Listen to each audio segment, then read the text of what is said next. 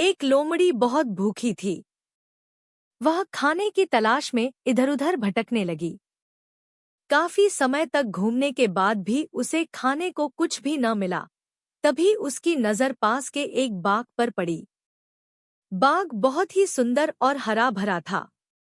उस बाग से बड़ी ही मीठी सुगंध आ रही थी।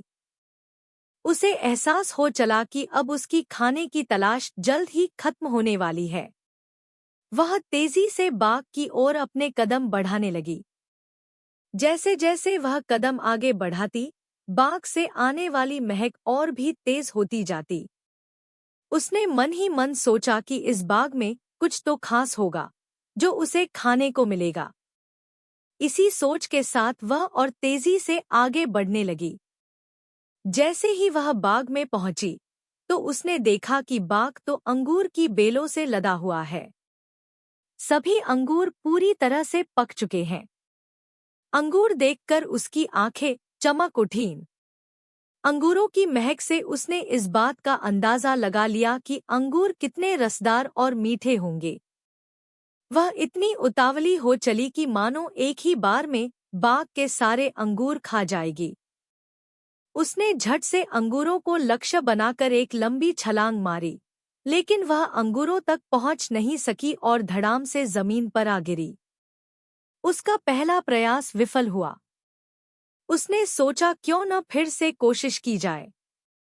वह एक बार फिर जोश से उठी और इस बार उसने अपनी पूरी ताकत से पहले से तेज अंगूरों की ओर छलांग लगा दी, लेकिन अफसोस कि उसका यह प्रयास भी बेकार गया।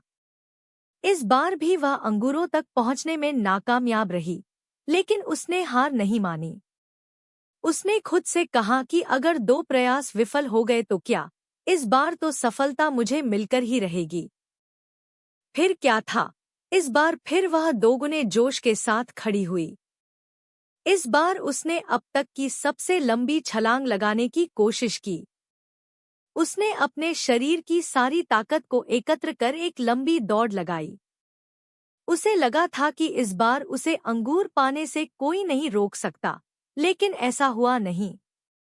इस बार का प्रयास भी खाली गया। वह जमीन पर आ गिरी। इतने जतन करने के बावजूद वह एक भी अंगूर हासिल नहीं कर पाई। ऐसे में उसने अंगूर पाने की अपनी आस छोड़ दी और हार मान ली। अपनी विफलता को छिपाने के लिए उसने खुद ही बोला कि अंगूर खट्टे हैं, इसलिए इन्हें मुझे नहीं खाना।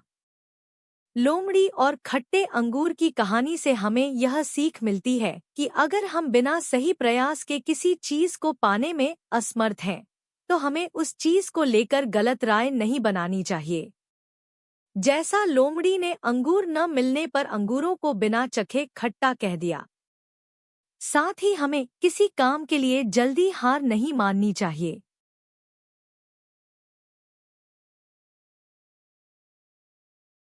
बहुत दिनों पुरानी बात है। एक गांव में एक बैल रहता था जिसे घूमना बहुत पसंद था। एक दिन वह घूमता घूमता जंगल में जा पहुंचा और वापस आते समय गांव का रास्ता भूल गया। बैल ने खुद से कहा, अरे यार, मैं तो रास्ता भूल गया हूं। अब घर कैसे जाऊं? मुझे प्यास भी बहुत लगी है। फिर वह चलते चलते एक तालाब के पास पहुंचा, जहां उसने पानी पिया और वहां की हरी हरी घास खाई। इसे खाकर वह बहुत खुश हुआ और अपनी खुशी में जोर से चिल्लाने लगा। उसी समय जंगल का राजा शेर भी उसी तालाब की ओर पानी पीने जा रहा था। जब शेर ने बैल की भयानक आवाज सुनी, तो उसने सोचा, जरूर जंगल में कोई खतरनाक जानवर आ गया है। मुझे अपनी जान बचानी होगी। इस डर से शेर बिना पानी पिए ही अपनी गुफा की ओर भागने लगा। शेर को इस तरह डरकर भागते हुए एक कौवे ने देख लिया। कौवा शेर का मंत्री बनना चाहता था। उसने सोचा, यही सही समय है शेर का भरोसा जीतने का। अच्छा मौका मिला है। कौवा शेर की गुफा में गया और बोला, महाराज, मैंने आपको डरकर गुफा की ओर आते हुए देखा था। आप जिस आवाज से डर रहे थे, वह केवल एक बैल की थी। आपको जरा भी घबराने की जरूरत नहीं है। महाराज, यदि आप चाहें तो मैं उसे लेकर आपके पास आ सकता हूँ। शेर बोला। ऐसा क्या? फिर उस बैल को मेरे पास लाओ। शेर की आज्ञा से कौवा बैल को अपने साथ लेकर आ गया और शेर से मिलवाया। कुछ समय बाद शेर और बैल अच्छे मित्र बन गए और शेर ने बैल को अपना मंत्री बना लिया। यह बात जानकर कौवे को जलन होने लगी क्योंकि वह स्वयं मंत्री बनना चाहता था। उसने एक चाल चली और शेर के पास गया। कौवा शेर से बोला। महाराज, बैल आपसे केवल मित्रता का दिखावा करता है। मैंने उसके मुंह से सुना है कि वह आपको अपने दोनों बड़े सींगों से मारकर जंगल का राजा बनना चाहता है। पहले तो शेर ने विश्वास नहीं किया, लेकिन धीरे धीरे उसे कौवे की बातों पर शक होने लगा। इसके बाद कौवा बैल के पास गया और बोला। अरे शेर, तुमसे केवल मित्रता का दिखावा करता है। मौका मिलने पर वह तुमको मारकर खा जाएगा।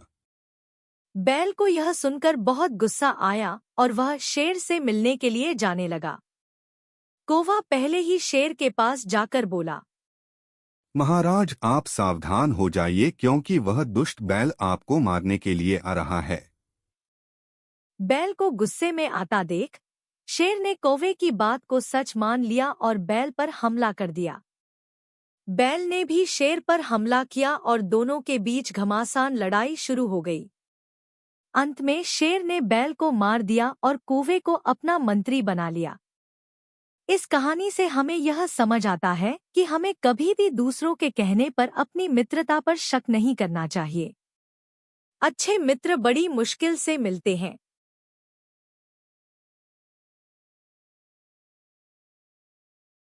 बहुत समय पहले की बात है। एक गांव में एक किसान रहता था। उसके पास 2 घड़े थे। उन दोनों घड़ों को लेकर वह रोज सुबह अपने घर से बहुत दूर बहती एक नदी से पानी लेने जाया करता था। पानी भरने के बाद वह उन घड़ों को एक बांस की लकड़ी के दोनों सिरों पर बांध लेता और उसे अपने कंधे पर लादकर वापस घर तक लाता था। रोज सुबह उसकी यही दिनचर्या थी।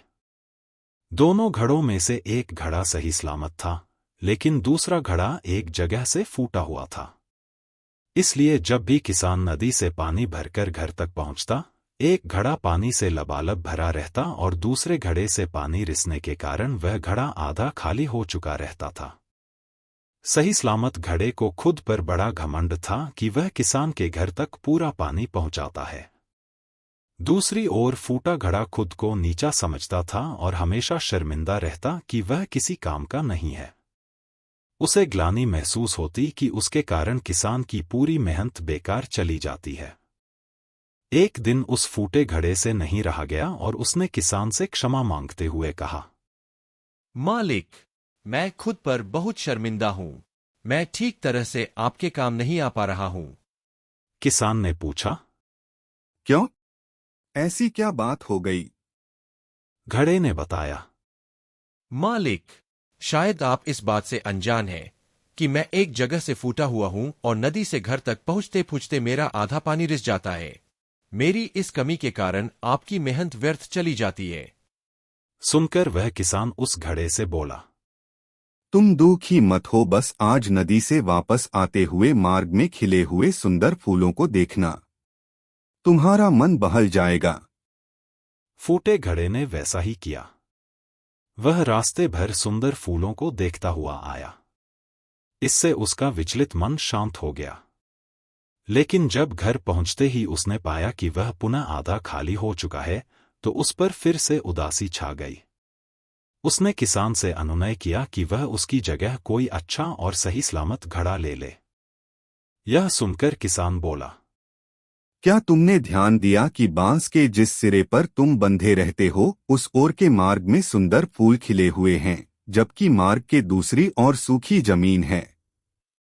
ऐसा नहीं है कि मैं इस बात से अनजान हूं कि तुम फूटे हुए हो। यह बात जानते हुए ही मैंने मार्ग के उस ओर सुंदर और रंग बिरंगे फूल लगा दिए। जब मैं नदी से पानी भरकर लाता हूं, तो तुम्हारे द्वारा उन फूलों को पानी मिल जाता है और वे सदा उस मार्ग को हरा भरा रखते हैं। तुम्हारे कारण ही वह मार्ग इतना सुंदर हो पाया है, इसलिए तुम खुद को कम मत आंको। इस कहानी से हमने सीखा कि कोई भी ऊंचा या नीचा नहीं होता। इस दुनिया में हर इंसान को एक रोल मिला हुआ है, जिसे हर कोई बखूबी निभा रहा है। इसलिए जो जैसा है, हमें उसे वैसा ही स्वीकारना चाहिए और उसकी कमजोरियों के स्थान पर उसकी अच्छाइयों पर ध्यान देना चाहिए।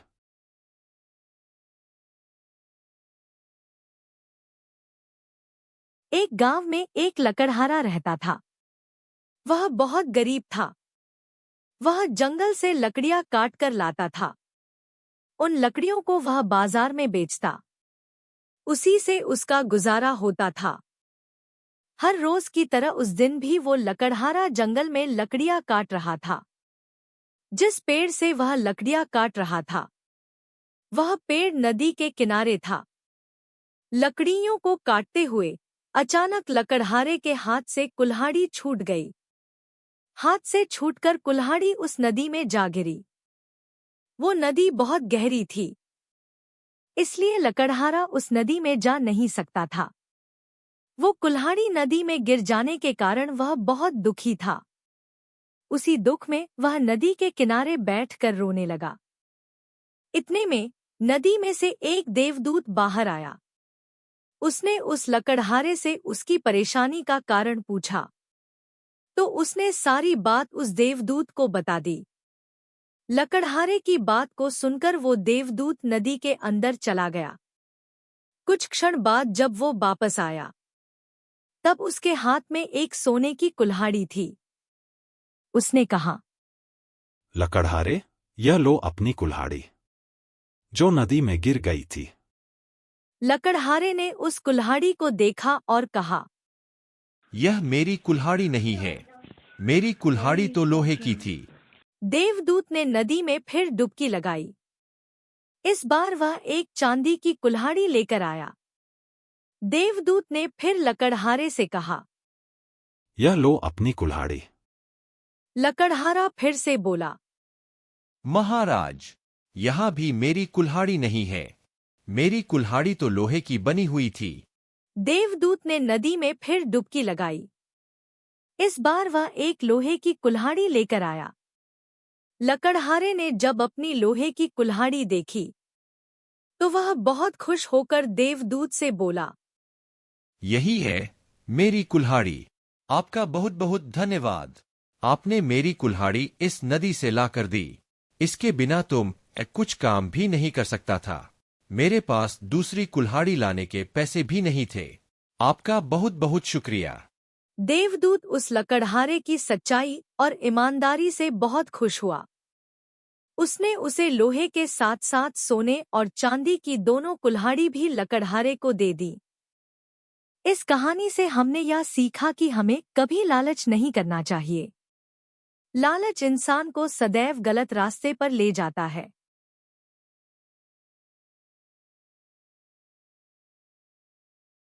बहुत पुरानी बात है। एक घने जंगल में एक तोता और एक खरगोश रहते थे। दोनों में अच्छी खासी दोस्ती थी।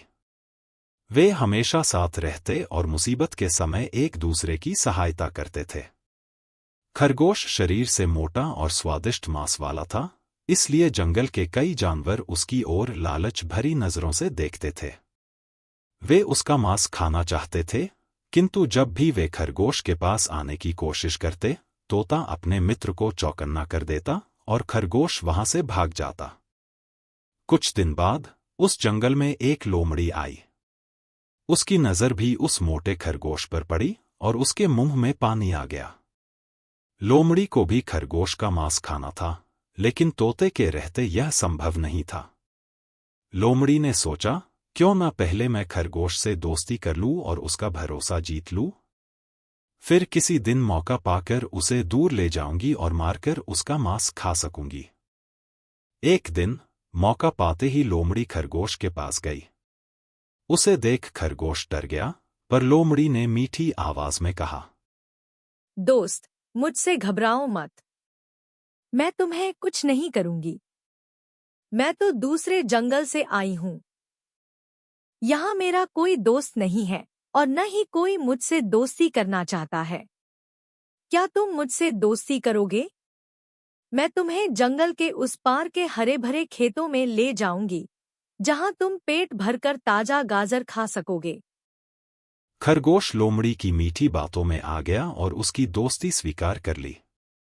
उसके बाद लोमड़ी रोज खरगोश के पास आती और उससे ढेर सारी बातें करती। एक दिन तोते ने खरगोश को लोमड़ी से बातें करते हुए देख लिया। उसे लोमड़ी की चाल समझ में आ गई। लोमड़ी के जाते ही तोता खरगोश के पास गया और बोला, दोस्त, यह लोमड़ी बहुत दुष्ट है। उसके इरादे नेक नहीं हैं। वह तुम्हें मारकर खा जाना चाहती है। मेरी सलाह है कि तुम उससे दूर ही रहो। इस पर खरगोश बोला, तोते भाई, हर किसी को संदेह की नजर से देखना ठीक नहीं है। लोमड़ी अब मेरी अच्छी दोस्त बन गई है। मेरा भरोसा करो, वह शत्रु नहीं, मित्र है। तुम चिंता मत करो। खरगोश की बात सुनकर तोता वहां से चला गया, लेकिन उसे लोमड़ी पर विश्वास नहीं था। वह दूर से ही खरगोश पर नजर रखने लगा। एक दिन लोमड़ी फिर से खरगोश के पास गई और बोली, खरगोश भाई, आज मैं तुम्हें गाजर के खेत में ले चलती हूँ। वहां पास के खेत में बहुत सारी गाजर उगी हैं। चलो पार्टी करते हैं, लेकिन तुम अकेले ही आना और किसी को कुछ मत बताना। खरगोश गाजर का नाम सुनते ही राजी हो गया। दोनों जंगल के पास के गाजर के खेत में पहुंचे। खरगोश ने 2-4 गाजरें जमीन से निकाली और खाने लगा। खेत के मालिक को जब पता चला तो वह दौड़कर जाल लेकर आया। लोमड़ी ने मालिक को आते देखा तो पास के पेड़ के पीछे छिप गई। बेचारा खरगोश गाजर खाने में व्यस्त था और किसान के जाल में फंस गया। उसने जाल से निकलने की बहुत कोशिश की, लेकिन सफल नहीं हो सका। उसने लोमड़ी से मदद की गुहार लगाई, लेकिन लोमड़ी तो इस अवसर की तलाश में थी। वह सोच रही थी कि कब खेत का मालिक खरगोश को मारे और वह उसका मांस चखे। लोमड़ी ने कहा, यह जाल बहुत मजबूत है, इसे काटना मेरे बस की बात नहीं है।